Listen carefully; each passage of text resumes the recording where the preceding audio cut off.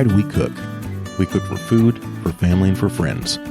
We cook to bring people together. Honey, that looks good. Pardon my fork.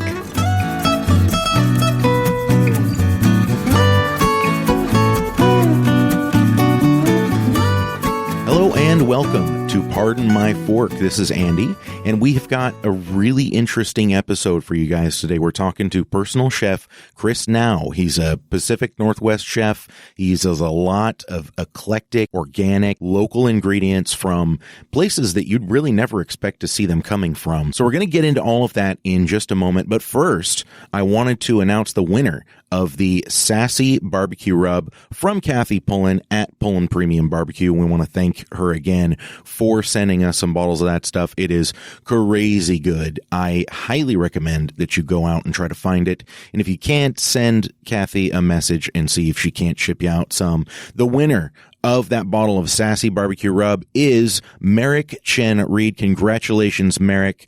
You have already been contacted on social media, and we got your information and everything. But one more time on the show, we just want to say congratulations. Thank you for participating. And you guys, don't forget to participate when we have these giveaways, because they are fantastic giveaways, and you do not want to miss out. Anyways, back to the phones. Chef Chris Nau. First of all, how are you doing, my friend? This has been a long time coming. Yeah. It's been a few months since we first talked about getting me on here, and it happened today. So I'm really excited, and it's been quite an adventurous week, month, and year. It's been quite exciting, even just in the last 48 hours of things that I've been working on, and really excited to share with you guys today. Wow. Awesome. Hey, I'm happy to hear that. First of all, I'll preface that Chef is kind of a local to me. You're up in Seattle, right? Yeah, I'm located in Bremerton, Washington, in the Kitsap County area is where I focus most of my work, and I work all over the county. Oh, yeah. Kitsap right now. I also work on Bainbridge Island. I have my own business, Northwest Root Cellars, which is my company that surrounds my culinary team, the Root Cellar Society. And then I also do all kinds of different partnerships with nonprofits, and still from time to time go do specialty projects for other restaurateurs in the area. So kind of all over. And now tell us about the Root Cellar Society. I'm glad you brought that up. Sure. So the concept for the Root Cellar Society is a secret society of food. And our primary purpose is to bring people back to the dinner table. And so that was a premise that I started a little over 3 years ago. And I think it was January 13th, 2016. I think that was the year I came back from WFC. I'm trying to remember. I think it's been 3 years now since I started it. And the real inspiration for me had been like compiling all of some work I had been developing for several years and really thinking about deeper concepts of food. And after going to the World Food Championship and coming back and realizing I needed to start a culinary team, I wanted to start a closed chef society. But then I realized that I wanted to make it really for everyone. I didn't want it to be exclusive to chefs. Food was for everyone. And so I came up with this concept, the Root Cellar Society, and bringing people back to the dinner table as this idea that I think anyone could rally behind, and really wanted to invigorate sort of the central concepts of the family meal. That was what I felt is what I've been calling the holy moment, or the magic moment, or whatever that single moment is that makes a meal very special that we sit here and spend hours talking about. Yeah, I get it. And of course, Root Cellar, that implies things like preserving your own food and well, keeping, your root vegetables in a cold, dark space, of course. Or what you're doing, is that kind of a play on words, or are you guys actually trying to take some of those Root Cellar concepts and bring them home? So a little bit of a mix of both. I mean, when I first started it, it was definitely a word used to focus on, I think, a concept that was important to the people that surrounded me and my own community at the time, as well as I think, like the greater parts of North America and traditions that came from Europe, maybe with the word root cellar. My real reason for selecting the word root cellar was that it came from a phrase. I forget I think it might be an unknown author, but it's this phrase that in American or in all literature over all times, cellar door is the most beautiful word. You ever heard of this concept that the word cellar door is the most beautiful word? I haven't. I had heard that phrase, and it's I forget I think it might be anonymous. My wife had introduced me to it several years ago, and it was this idea that you can look it up. Cellar door, the most beautiful phrase in all of the English language. I'm pretty sure that's the way the quote goes. But cellar door is a beautiful phrase in all of English. And I thought of the idea of cellar having dual meanings. I mean, to sell, and if you think of it as sales or all these different concepts that came from the English. I really chose it for multiple reasons, but the words together, Root Cellar Society, I wanted to have the term root cellar, that means below the ground, and food concepts really relate to the fact that we have moved away from that. We have moved away from a traditional concept of food storage and self-reliance. And so definitely the recipes and things that surround the culture of a time where root cellars were necessary is the reason for selecting the term. I wanted to look back at a time where that was necessary. Everybody had a root cellar. I live on a property where our grandparents' house has a root cellar built into it, into a modern beach home. And it was interesting to me how, as a society, we had moved away from that. Post-refrigeration, we had removed a lot of methodology of how we prepared food by changing the way in which we stored it and the way in which we lived around it. That is very true.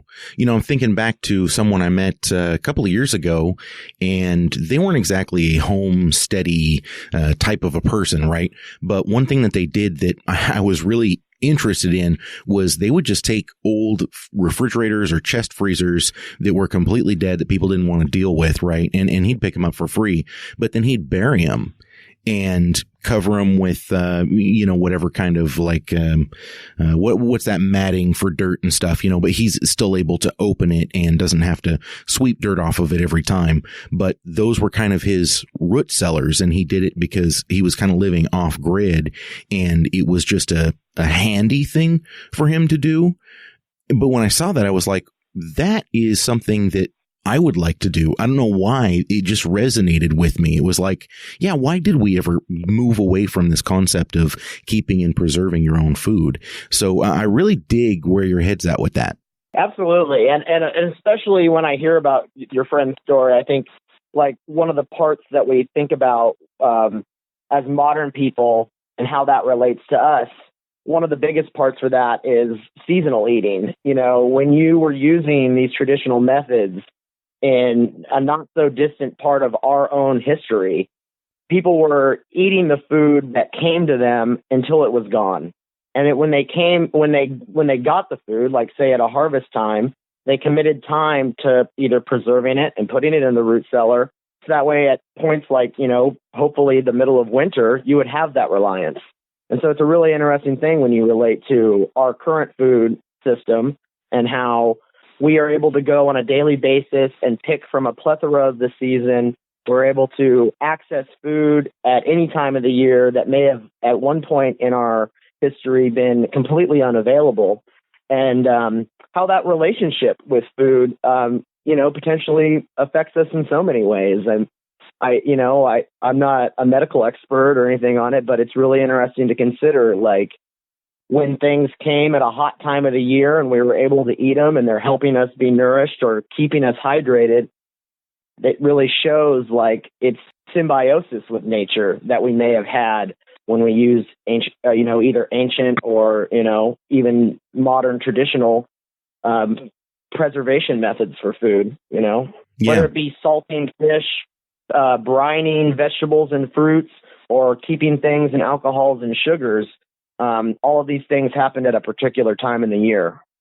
Mm-hmm. And it's funny, we are kind of moving back towards that because I think a lot of people are seeing the value in having that in their lives. Absolutely. And so let me ask you this. How have you taken those concepts and put them into the food that you cook as a chef? Well, it's been, really, I would say an interpersonal development that, I think when I started the Root Cellar Society 3 years ago, and it was a series of 3 major pop-up dinners that were done in Bremerton, Washington, I hadn't even completely fathomed all of what I was putting in this mission statement and how it would affect me. And so it's really been an interpersonal development over time. And even back to that seasonal thing, I would say in a way to make that answer brief, I have really tried to focus on the actual environment around me more and more each year. And as I got away from other types of menus and value systems in restaurants that were more focused on economics and had created the time to make my own food and develop my own concepts, that was the biggest thing that I took away from as over just these 3 years that are added to I'll be 30 this year as of June. So 30 years of life, and 3 years ago I made this mission statement. I've been able to put more intention into where I am, whether it be geographically and time. And I'm finding that that's what becomes important to me, really observing what is around you. And I would say that that's what I would want to tell other chefs that are either on a similar mission with food and how their interplay with it is, or line cooks that hear something like this and want to have more of a developed relationship with food. Is I would say that my observation has changed, and the way that I decide to pick ingredients has changed too. But that doesn't mean that I'm not affected by that economics. I still am, doing a chicken dinner on any day of the year if that's what we're getting paid to do. But I may go a little bit deeper and try to avoid other ingredients that are not necessary to my climate or not really even necessary to the food that I have that's available that I could easily use if I focus on that by using even flowers and a lot of tree parts in my own native area. I've found that I've got a greater plethora of ingredients than even some of my more immediately local farmers can provide. As far as flavor, it's not that I can't go get great ingredients from my local farmers, but they're focused on economics too. They want the same exact squashes and cucumbers and asparagus every year, and asking them to make special ingredients for me as possible. I have like a microgreen guy that can grow anything I want, and the guy is amazing. But I still have started to look more through observation into my natural environment. What's growing on the side of the highways and every single little street corner as I get deeper into plant identification. So I would say observation. I know I said I'd keep that brief, but no, I like it. Hey, I like it. All of this stuff, I mean, it really we have to now roll it back, because we've heard a lot about you as a chef and what you like to cook and your mission statement. But I want to kind of roll it back to, how did you first discover that you had a passion for food, and what was that journey like? Well, I was born in a town in California called El Sobrani. And I found out later in life, not at a very young age where the story starts, but I found out later in life that meant in Spanish, the leftovers. So it started in a town called the Leftovers, apparently. That's where I was born. Ironic. Yeah, really crazy, huh? And so I grew up as a little boy at the foot of my grandfather, who was born 1919 in Spain. And he lived to be 86, I think, before he passed away, and I was 13. I'm trying to remember what year that was, but I grew up at the foot of my Spanish grandfather, who cooked every day and would fish. I actually, as a boy, was afraid of fish and butchering them for a short time, because my grandfather would wake me up in the morning at like the age of 3 and 4 with like sharks if I fell asleep in the living room. He'd come in the living room and have a shark moving it with his arms and coming after me. So it really started, I think, with my grandfather and my mother and my grandmother as well, who all raised me around food. But I think strongly as far as like my flavors and a lot of conversation with my grandfather and time around the dinner table being told this is how a meal should be, in a way. I definitely relate back to my grandfather, who was born in 1919 in Spain. I just can't imagine being a merchant marine who emigrated here and landed in San Francisco and later married my grandmother. I just find that to be a really interesting part of the core of my food passion. And then when people always ask me, when did I start to cook? It was around that time. I wasn't even 5 years old yet. And Yan Can Cook, the TV show. Mm-hmm. Have you ever seen that one, Andy? Oh, yes. Of course. And if Yan can cook, you can too. And I, at the age of like 4, I may have been like 3.5 when I first watched Yan Can Cook on a television set.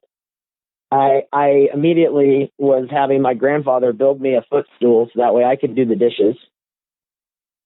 I wanted to be able to do the dishes at the end of dinner because I was like, I guess, as a little boy, a little jealous that I couldn't partake in all that fun. And I'm not quite sure why I wanted to do the dishes so badly at the age of 3 or 4. Well, you know what it was, Chris? You inherently knew that's where, you'd naturally start in a kitchen. So you just wanted to get it over with.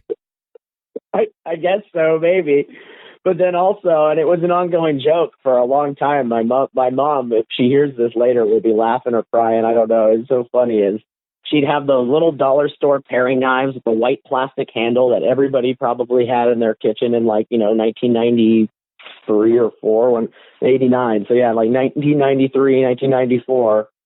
I'm obsessed with taking those kitchen knives, those extra sharp dollar store paring knives that are like cut your finger open every time. Mm-hmm. And at the age of 4, I'm wanting to dice onion like Yan Can Cook. And I'm swinging around one of those paring knives. I still look back at that and think my mom is so amazing, because she even got flack from other parents later on in life about how they thought it was dangerous that she let me around so much kitchen equipment. By the age of 5, when I moved to Illinois, we moved to Great Lakes, Illinois for my mother married my stepfather, my father, Mark, and we moved to Illinois to go live on the naval base. And we got there and we're in this community of naval families. And I'm like 5 now and going to kindergarten, and I already knew how to turn on the oven. And so we got invited to a family birthday party where all the kids were making biscuit pizzas, little biscuit pizzas, like, Pillsbury biscuits. And the mom says, "Oh, we should turn on the oven." Without flinching, I turn around at the age of 5 and I preset the oven to 350 and said, "It's preheated." And she called my mother and told my mother that she thought that was dangerous, and she was worried because now all of her kids wanted to learn how to use the oven too. Hey, I don't see anything wrong with that, dude. I don't see anything wrong with that. Teach them young, right? Absolutely. My mother was a strong believer in that. And there was like on the news those years, I can't remember if it was on the news or why it was, everybody was worried about pot handles. Like somebody's baby had like grabbed a pot handle, and it was like everybody was worried about the dangers of children around stoves those years of the 90s. And my mom was like, "No, that's not going to be my kid, because my kid's going to know it's hot and know to turn the pot handle inward." That's right. That's a little bit of where I started. I think that's where my passion, for food, really begins. It starts with these memories of my family at the foot of my grandfather, and holding my first knife.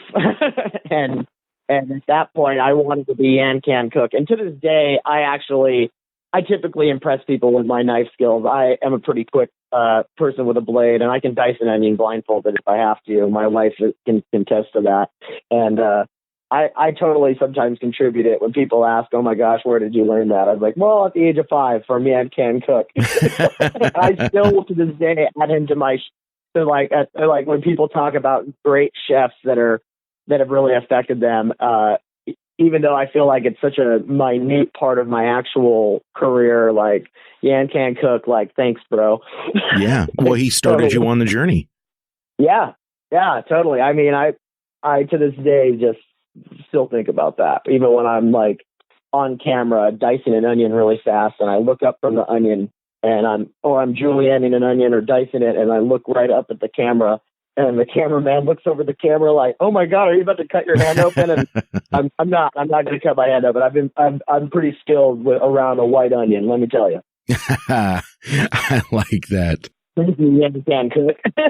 You didn't fight it at all then. It sounds like this was just a natural progression. When you were, in high school, did you work for any restaurants? When you were out of high school, was it just straight into the food world? Well, yeah, yes and no. I mean, in high school, by the time I was in high school and I graduated 2007, South Kitsap High School. Shout out to my graduating class. If anybody actually listens to this, and they might. Some of my people that follow me to this day are part of my very large graduating class. I went to my 10-year reunion, and everybody was trying to be like, "You're like the rock star of our class. Like, that's so awesome, man." And I really didn't feel like that when I was in high school. I would say, like, I don't think that when I was in high school that I thought everyone thought that what I was doing on my weekends involving food was going to take me to a high-end career. But absolutely, I spent from the time I was a Tiger to I finished as a Life Scout. I consider myself an Eagle, but I finished as a Life Scout in the Boy Scouts of America by the time I was 18. I spent almost every weekend in the woods that I could. And if I wasn't at a Boy Scout event and camping and planning the menu, I was a senior patrol leader for like 3 years or something like that. I planned every single menu for every single scouting program for the troop for multiple years in a row. Mm. I also did, my mom was the PTSO, which is like the PTA for our local elementary school, Orchard Heights Elementary. And from the time I left there as a sixth grader to the time I graduated high school, so what's that, another 4 years, I volunteered every other weekend for every single ice cream social, every single spaghetti feed, teachers' luncheons. We were making potato salad at my house till midnight, So I lived inside of a restaurant. It felt like, and I even, from the age of 13 on to when I was maybe like 16 or 17, my mom got tired of it, but I ran the bingo hall that my Cub Scout group met in. I ran the bingo hall's little fry counter with some fish tacos and cheeseburgers my mom would throw together, and I'd run the cash register while her and her friend Pam, who's like my auntie, my Aunt Pam Brooks, and my mom would go back there and knock out all the meals and get everybody a hamburger or a fish taco by the time the bingo got to the midway point. And I did that every Thursday for like almost 5 years. I talked with this about my wife recently, and she's like, "Oh my gosh, your childhood structure was so much different than mine." By Monday at 5 p.m., I was at the Scout Hall. By Tuesday or Wednesday at p.m., I'd be in the media center at the elementary school building banners for the next fundraiser. And by Thursday, I'd be at the bingo hall cooking. And by Friday night, I'd be packing a backpack to potentially go up a mountain, and I wouldn't be home till Sunday. And we'd have to go shopping for the food somewhere in between all that. My life was pretty busy. It seemed like food was a pretty driving force in the whole thing, too. So I don't need to flatter you too much. We're talking about you and what you do here, but I will be honest. I mean, normally when I talk to people and they have kind of situations like this where they're like, yeah, my whole entire growing up, and it doesn't matter if it was food, it could be anything. My whole entire growing up was just go, go, go. And I found these opportunities and I did this thing and I did that thing and it led to this other thing. Those tend to be the most successful people. So it doesn't really surprise me that you are where you are, because that just tends to be, I've been doing interviews for a long time now. And every time I talk to someone that has a similar background to yours, not just in food, but just in life, they always are those people where people just look at them and they go, wow, where do they get their drive? Where do they get their energy? And it sounds to me like you just found your passion really early on and have ridden that. Thank you very much. Yeah, I agree. I totally agree. And, when I tell a story like I am today, and it obviously it always sounds like a lot of great successes, it's a real life in between all that. There is, all the other things that would come with getting that recognition. And I'm proud of those moments too. Mm-hmm. Oh yeah. Yeah. We're not necessarily here to talk about your failures, but, Well, no, I'm just saying like you're saying, not to like make me feel all like built up or something like that. But yeah, no, I totally agree. Like it's really good. I am totally embracing like a deeper aspect of my life. Like I think it goes back to that comment about observation. I've been sitting here and rationalizing this story of myself and how I feel about food to the deepest parts of my memory for the last few years. I mean, it's great to be able to sit here and tell you the story. So thank you for that. Oh, yeah. Yeah, I love it. Well, and don't worry, later on in the episode, you're going to hit us with a little bit of knowledge too, because now that we know, what you do and what your core values are and how you got there, I want to talk to you about some of your favorite recipes. Now, we didn't really prep for this, so this is all going to be off the top of your head, but I want to know what some of the favorite things are that you have right now in season that you're cooking with. Right at this very moment? Yeah. Well, definitely this week is the start of figs, so I'm getting pretty excited. Yes, I saw the figs on that pizza. Yeah, and then with more of things that I have been enjoying, like this week on the Saturday, I really enjoyed and embraced calendula blossoms, which is, I think, something really fun that has good medicinal properties as well as just fun flavors and color. It's beautiful in its fresh form and its dried form. So I've been working a lot with calendula. It's been something that my wife we're kind of making oils. I've been rubbing my ankles with calendula olive oil that we made. And so calendula is definitely something that just in the last day I've been really focused on. Let me think, what's something really fun? Native fruits for the Pacific Northwest that are right now that would include like stone fruits that are beyond just, cherries that are going to be on the trees. There's quite a few native plums. I have two examples of that in my yard. And as you go kind of deeper into nicer, well-kept native gardens, you can really right now start to find little petite plums. Mm-hmm. The blackberries are starting. This is like the first week of blackberries. So if you really like tart, at least I always think so. Sometimes different bushes change the flavor profile, but there's a lot of the tart blackberries that are that first burst of blackberries coming out. And I think that another thing is like there's definitely some good pollens and seeds. It's kind of late summer. Like I think if people are wanting to hear like some more, get deeper into the garden and look closer, I think pollens and seeds, like my fennel, I think is just a little bit past the perfect state to get the pollen, but other fennels that are in other people's properties might be different. But we've got a lot of cool pollens. I've been playing with even the pollens of things like Cosmo blossoms. I've even got some different poppy varieties that are put out like purple pollens that I've collected, like vibrant, like deep purple pollen colors, to fennel being like almost neon orange. And some of those pollens are good for multiple things. As a matter of fact, for tree pollens, you can get yeast. There's natural yeast that collect in there around the pollen, and you can attempt, I've been kind of playing with it. I wouldn't be able to give a recipe for this, but you can attempt to play with these pollens to try and get your own like sourdough starters. So imagine like a dough start that started off of fennel. Okay. Because I was wondering what you were doing with all this pollen. Yeah. Well, you can throw it at the plate, and some of them have richer flavors than others. And they're just kind of fun to play with because they're pretty dang challenging to harvest. I mean, unless you make like your own pollen harvesting little basket thing, most of the time when I see it, I'm not even near like a harvesting device. I'm like borrowing a shopping bag out of the grocery store and then going back down the road or something like that to go to some tree that I found on the side of the road or in a park somewhere. Because I just, sometimes you stumble across things and it's like, wow, this is the day. It's right here in front of you. Oh, yeah. Seize the moment.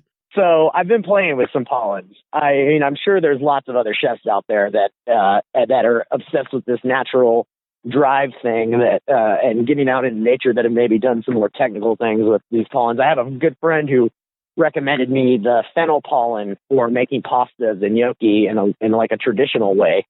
That was what got me started on like, oh gosh, this could probably start breads if it was like pollen that was like strong enough, like example, trees by the ocean.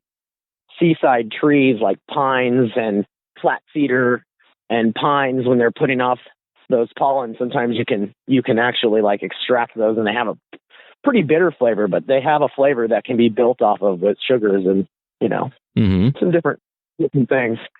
But yeah, I don't know. Definitely pollen. Just flowers. I mean, I didn't want to like focus so much on flowers or even talk too much. I think what I'll leave it at with flowers is if chefs are putting edible flowers on a plate, I hate it when I see the word edible flowers. It could be the best fucking post on Instagram. It could look like it was at the Ritz or the Hilton. I don't care. I mean, I see some amazing plates by amazing chefs all over the internet. And then I see the word edible flowers at the end of the long strung out line of words that they've made for this plate. And I'm like, fuck that guy. Identify your flowers, guys. Get out there and actually pick them yourselves. I mean, unless you're like I don't know. I don't know what part of the world doesn't have its own native flowers that are typically blooming most parts of the year, but I don't know. That's how I feel about native flower identification. So I'll leave it at that. And I've been enjoying calendula. Well, and it's not like all of the flowers are going to have the same flavor either. So you got to kind of be more than that. You can't just say edible flower. What kind of flower? Because it's going to taste a little different. Yeah. You know, you see some very nice quality fine dining desserts with streaks of sauces and glazes all over these things. And they've got a purple little pansy on the corner of the plate. And it just says edible flower.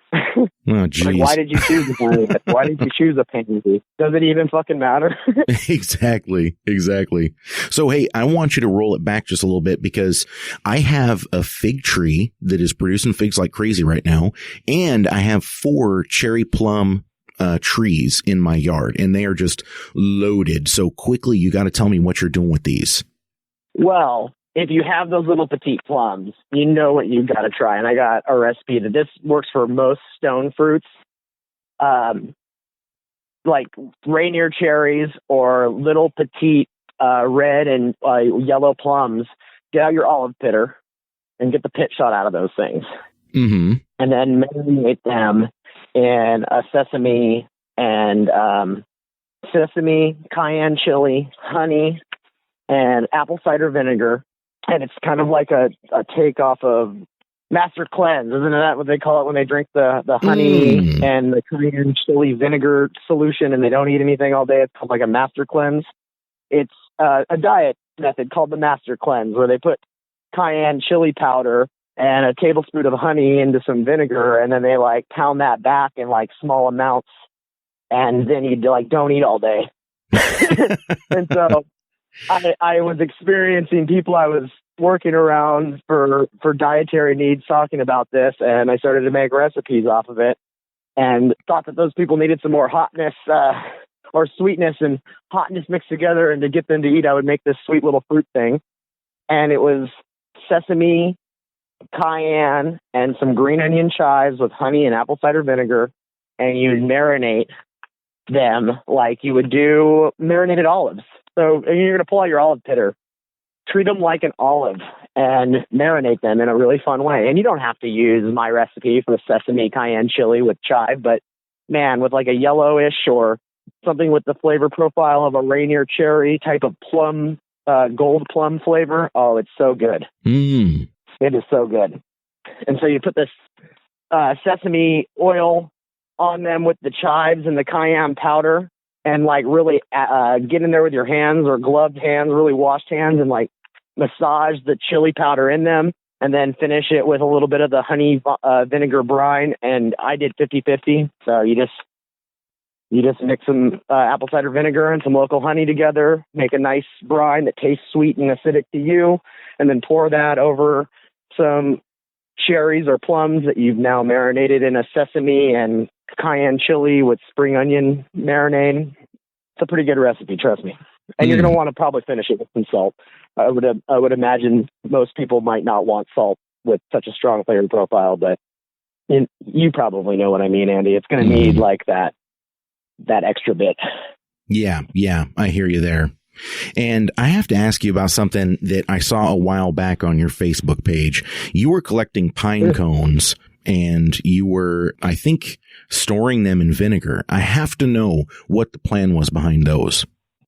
I'm sitting in front of the plum tree right now, and I couldn't help myself. I just reached up and ate one. Excuse me. They're delicious. But yeah, those pine cones,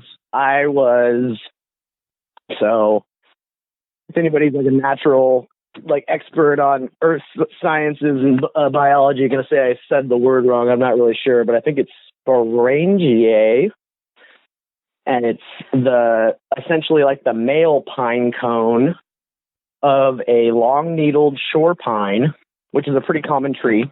So you've got the long-needled shore pine, and then you take the little buds that bring the pollen are the male pine cone. And the way that pine trees behave, they actually create the pollen and like in some way cross-pollinate the opposite part of the tree or other parts of the tree. So like male and female pine cones are occurring at the same time, I believe.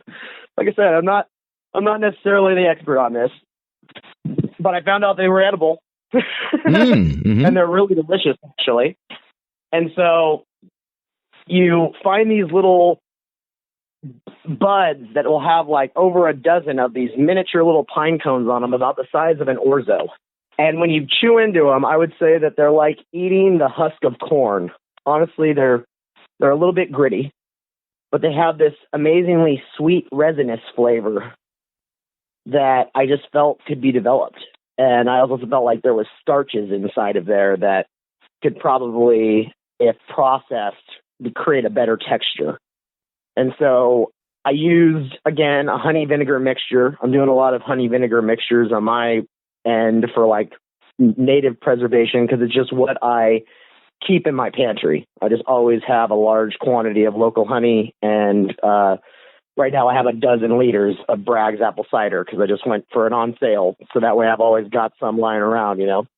So I'm using vinegar and honey, and then I had some native rose blossoms that had been compressed, and that was about it. It was some native rose blossoms, some honey, and some vinegar.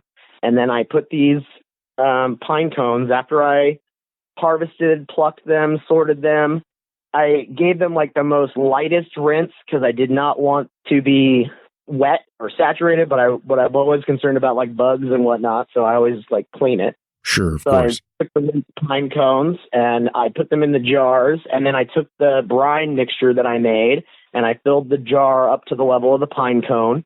And then I sous vide them, I think at 140 for 4 hours, if I remember right, until the color really changed. You could really see the difference after the 4-hour period or so. It was like they started out a dark, resinous, green, brown pine cone color, and by the end of it, they were gold, like bloomed saffron, you know, like they really had, you could tell that the starch had done something. And then when we opened them and bit into them, it was kind of like the texture I was going for. And, you know, baby corn? Mm-hmm.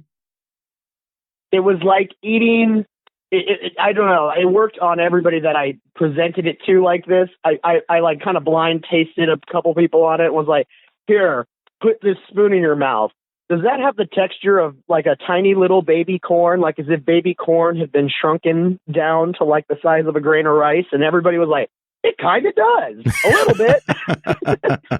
So I wouldn't say it was like baby corn, but like it really looks like a little tiny baby corn because of the pine cone's natural formation being similar to the seed formation of a corn cob. I mean, they're using an organic structure that is, I would say, of a similar nature in its shape.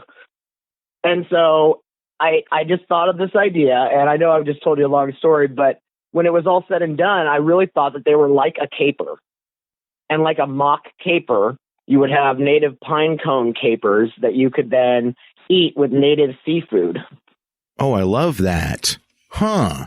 So, but that wasn't necessarily exactly what I knew it would do. But when I stood in front of the plant that day and I said, wow, these are amazing. What the heck? I haven't seen them like in such a perfect state where they were putting off the pollen and all the buds formations were on this one side of the tree, just putting out like I sat there for a good hour and a half with a friend who laughed at me the whole time because it was like you had to poke yourself every time you picked one. Out there with like cutlass drywalling gloves and pruners, like plucking these things off of this giant pine tree. But anyway, I got them, and right when I had them and was putting them in my mouth, I was like, I bet if you pickled these, they would be like capers. And I gave them to everybody in their raw form that, like, pretty much everybody that tried them said, I don't know, Chris. I'm not too sure about this. You know what? After they were pickled and brined and honey and vinegar, I thought that they were really good, and so did quite a few people. As a matter of fact, I did them specifically for my new job. It's at the Islandwood Center and the Islandwood Outdoor Education Center in Bainbridge Island. And it was my first day working there. I was asked to be part of their Dinner in the Woods. It's like their grand gala they put on annually. And I was a guest chef to do a dish that represented the mushroom path and the Salish Sea's Native American language, Lushootseed. Lushootseed is like, I believe, like the combined language of several parts of the Salish Sea, but surrounds mostly, I think, the tribe north of here, the Suquamish, and one other tribe's language. I forget who wrote it, but it's Lushootseed is like the native language of Native American people for the Salish Sea, which is the greater Puget Sound. For people that don't know where it is I'm referring to, the area surrounding Seattle, essentially. So in our native plant and our working garden that's for youth education, we had different greetings from all over the world put on a placard, and that was saying welcome in all these different languages. I think there was 14 or more different languages, and we made a dish for every single welcoming language. For Filipino, we made a roasted lechon hog, and for I forget the whole entire menu because I wasn't in part of it, but we had pizzas, we had an oyster bar, we had all these different dishes, and the head chef Jim White, he had selected each dish for the greeting from International Greetings, and I was asked to come and represent Lushootseed and the mushroom path by taking local mushrooms and local clams and making a dish that was for the station for that welcome greeting. It was amazingly fun night. Man, that's cool. Wow. So these pine cone capers were like 2 weeks before, about a week and a half out to the event. I knew that he would really like to see me bring some unique stuff, and I stumbled upon him and was like, this could be a caper that we sprinkle all over a plate of oysters.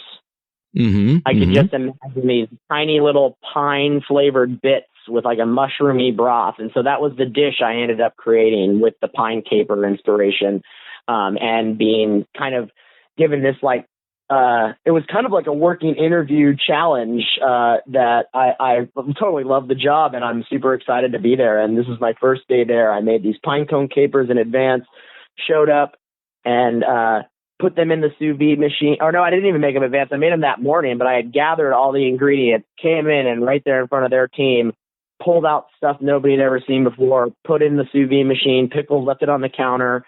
And then I went out to the working garden and to their 250-acre facility. It's the place where I work right now. It's a 250-acre outdoor education space. So I went and harvested miner's lettuce and different native plants for like an hour. My first day there, I made this dish that will probably never be able to create in its majesty quite the same again. I mean, especially with all the seasonal specific parts of it. But to close the story out, the dish that I created was a clam gnocchi. That was what we wanted to see. A Lushootseed Native American greeting as the overall inspiration. We were taking flavor profiles from the greater continent of Asia and North America to try and create a clam gnocchi. And so I made this wild mushroom morel kelp broth using native kelp that was brined and stored in brine and given to us. You had to purge it by leaving it in water overnight. I took the purge water. It was purge water from like, I think like 100 or 200 feet of kelp. It was a crazy amount of kelp. He had done some seafood dish wrapped in it. And so I took the brine water from that and used that for all the water in this 15 pounds of clam dish. and we did all of the clams inside of a 40-inch paella pan, and I piled more clams inside of a pan than I ever thought was possible. And it all worked out. It was an amazing thing. The wild mushroom kelp broth with manila clam and a rose blossom pine caper. Man. Using local mushrooms and native kelp brine. That is crazy, dude. I don't know how you come up with this stuff.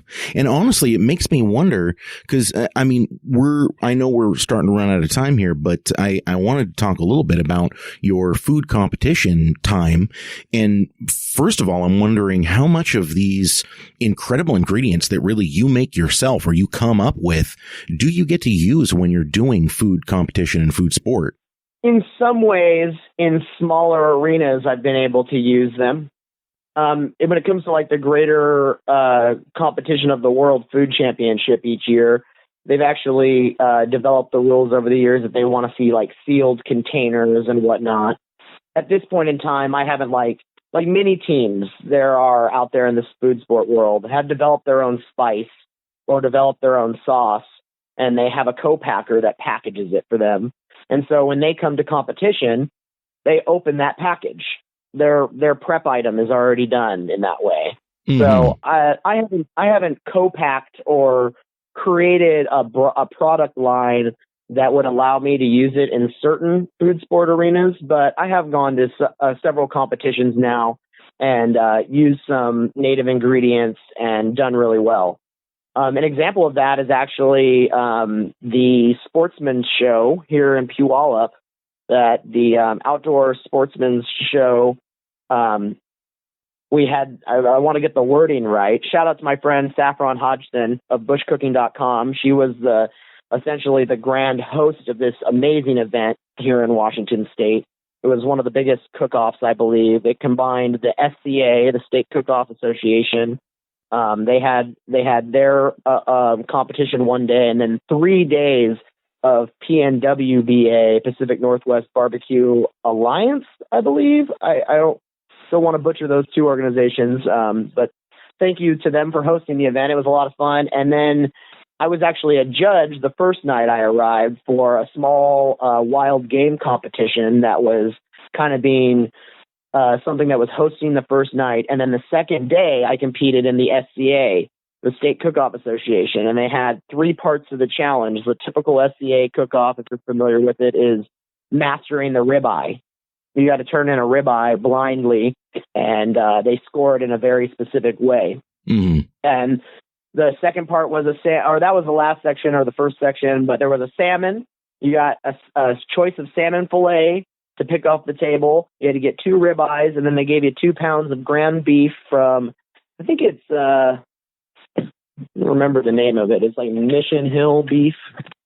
Mason Hill cattle was there, giving us some Wagyu. You had ground Wagyu, and you had to make a cheeseburger, a salmon dish, and a perfect number 10 on your steak. And I made a salmon dish that used the native rose blossom and also a soy sauce that I had created on a whim. I was making a vinegar brine, and it included a very special variety of sage that I don't want to butcher over the phone, have my wife say that was wrong, but there was a very special type of sage that I was given. And I also went on my birthday. This was last year, so 2018 in June, I went out to the mountains and got a bunch of cherries. And I came back with a bunch of fresh Bing cherries right off the tree. And I just love the idea of white sage, black cherry in my mind was just a cool sounding concept. And so when I had the 2 ingredients there on the table, I called this thing that I made white sage, black cherry. And I made some vinegar brines of it that we used as a beverage for an herbal medicine clinic that's 3 days long. I host every year for their kitchen. And it was the white sage black cherry shrub. So you drank like this vinegar-infused lemonade water, and it was delicious. Well, when I made that, I made 24 mason jars of it, and when I got to the end, there was 2 mason jars left that didn't have enough brine to fill them. but I had already prepared the ingredients and cherries and sage inside of it. Well, I did that and started looking around the house. Oh gosh, what do I have? And I just so happened to have a gallon of Kinko Man soy sauce lying around. And I thought, ooh, that would be really good. And when I smelled it and I put my nose in the jar, man, this is what I thought of, Andy. I thought of, this will be really good. I bet it'll be a great tuna brine or some kind of seafood brine. Like, you'll be able to put this sagey cherry thing. It'll be like a teriyaki with a really weird mentholated sage smell. You know, I just was like, this will work, right? Mm-hmm. So I put that in the jar, and that was June of that year. And so later in the year, February, I'm going in the middle of the cold February of the Pacific Northwest. I went out there in my kilt. I actually wore my like legging size socks, my like high Scotsman socks that you can roll up past the knee. It was so cold. And I sat out there with everybody and did the barbecue cook-off for the SCA, and put the black sage white cherry jar and some local rose blossoms onto these salmon fillets.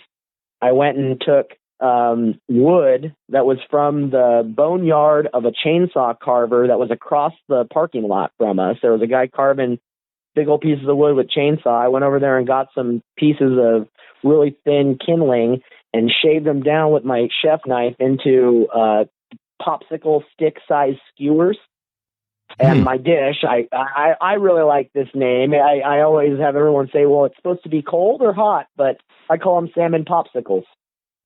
Mm-hmm. I put salmon on a skewer. It's just, you know what I mean? So I call it a salmon popsicle. It's not a cold dish. It's a hot dish. It's just you could call it a teriyaki skewer. I just like to call them that. Mm-hmm. Like salmon popsicle. You know what? Just call it a salmon hotsicle. A hot sickle. There we go. A hot sickle. Mm-hmm. There we go. Salmon hot sickle. Anyway, maybe I should call it that next time. You're free to use that. You're welcome to use that. Yeah, no, thanks, Andy. I will be using that. That's going to be a good logical progression that's going to help everybody out. Cause I got lucky, though, but hear me out. The salmon popsicle with the sage, the cherry, the rose blossom. I put a little bit of fresh orange and lemon, I think, that somebody had nearby. When I came to the competition, I actually was on the fence about competing because there was a lot of guys there that had their whole entire work truck and a whole workload of equipment. I brought a 25-gallon tote that I have, a Husky tote on wheels, I food sport around in.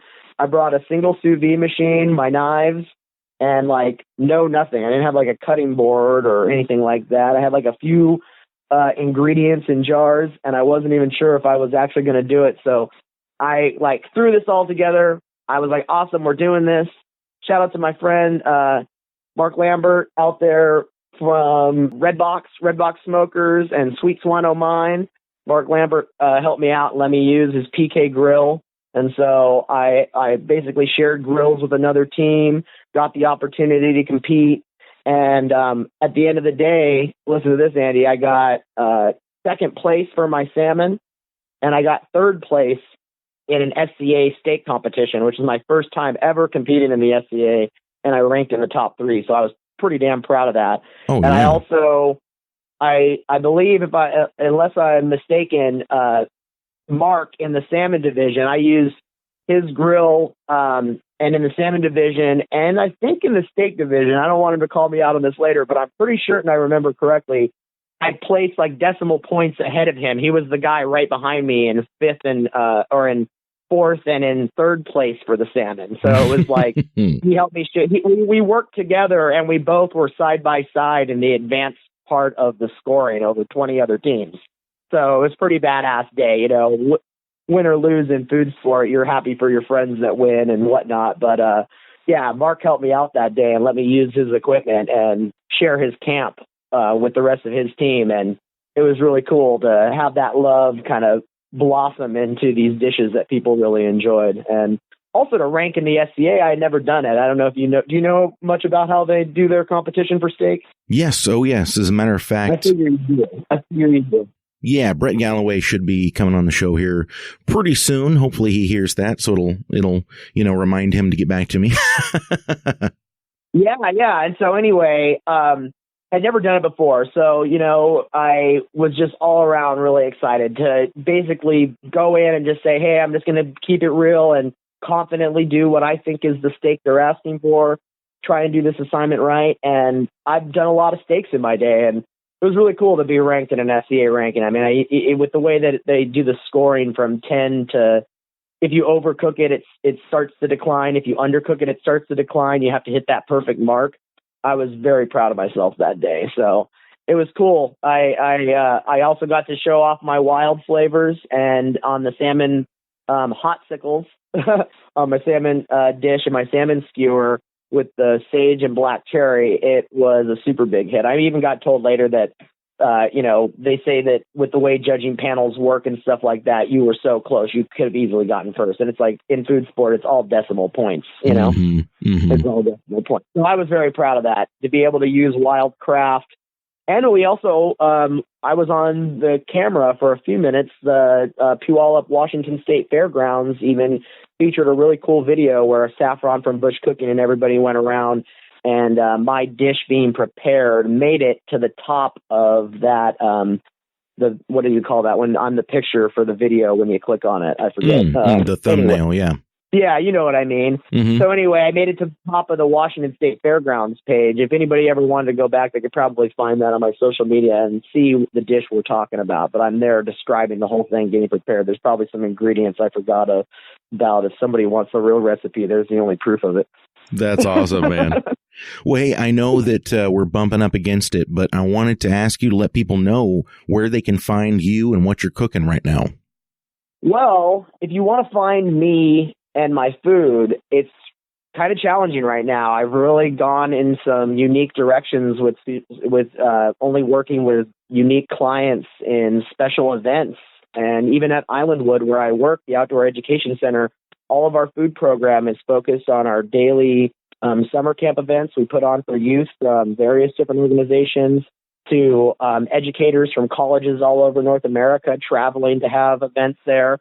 And we also do high-end weddings on the weekends. So it's a completely closed circuit of food that I prepare on a daily basis. And then my side projects have only been for private clients as well. So it's been an ongoing question. I am not at a public restaurant right now. Got it. Okay. All right. Fair enough. They can go and check you out, though, at Chef Chris Nau of the Root Cellar Society. Last name is Nau. And I recommend that people go and follow that page because you do post a lot of really cool stuff there. And, of course, they can just find you on Facebook, right? Yeah, absolutely. And I never got to this part of the conversation, but I have been kind of distance from the internet a lot this year and slowly getting my way back into it as we get closer to WFC each year. I kind of just feel obligated to promote because I've got family and friends and followers that really do want to know. So yeah, my private Facebook is always good. And that public one's building up, and I definitely hope to do some more posts, especially after today. I want to be able to share this and get your station and this recording out to my followers. So, well, I appreciate that. I think you've got a great message. Honestly, I'm very sad that we're out of time. I mean, the hour just flies by. So we'll have to do another one real soon. All right, Chris? Yeah, no problem. I totally agree. Thanks for letting me just kind of go real deep on it. I love it, dude. At 30 years old, you're already an OG. So I appreciate that, and I appreciate you. And we will talk to you again soon. All right. Take care, Andy. Have a good day.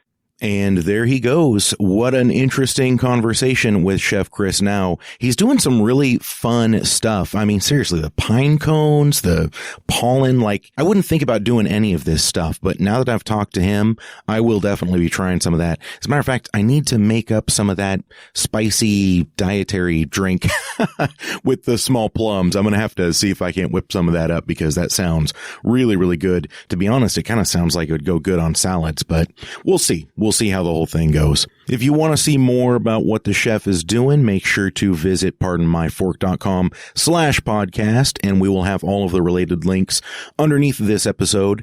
And not just this episode, but all of the previous episodes of Pardon My Fork for your listening pleasure. So I want to thank you guys for tuning in. I want to thank you for telling a friend. I want to thank Chris one more time for coming on the show. And for Chris, this is Andy, and we will see you next time.